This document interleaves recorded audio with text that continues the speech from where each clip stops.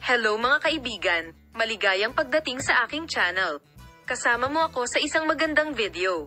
Ang Turkish actress na si Özge Gürel, na minamahal ng kanyang mga tagahanga para sa kanyang buhay na mga tungkulin sa sikat na serye sa TV, ay nagbahagi kamakailan ng isang magandang update tungkol sa kanyang personal na buhay.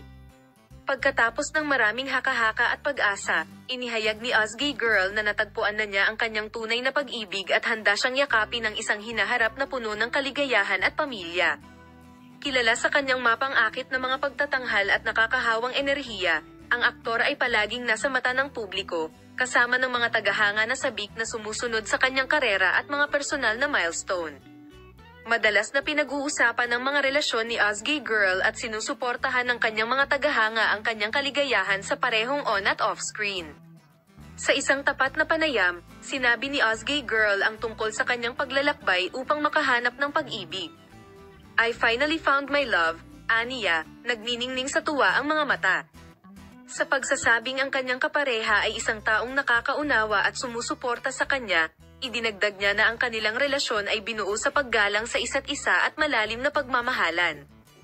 "We complement each other in every way," he said, emphasizing the strengths they share. Ibinahagi din ni Özge Gürel ang kanyang pananabik tungkol sa hinaharap at ipinahayag ang kanyang pagnanais na magsimula ng isang pamilya kasama ang kanyang kapareha.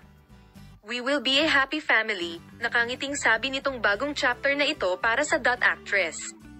Tungkol din ito sa paglikha ng isang matulungin at mapagmahal na kapaligiran kung saan maaari silang umunlad ng sama-sama.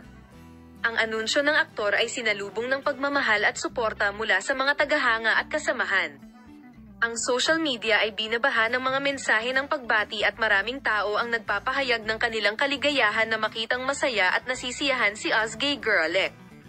Ang mga tagahanga na malapit ng sumusubaybay sa kanyang karera at personal na paglalakbay ay nasa sabik na makita siyang magsimula sa bagong pakikipagsapalaran na ito. Salamat sa lahat para sa iyong mga kagustuhan para sa video palem, makita ka sa mga bagong video.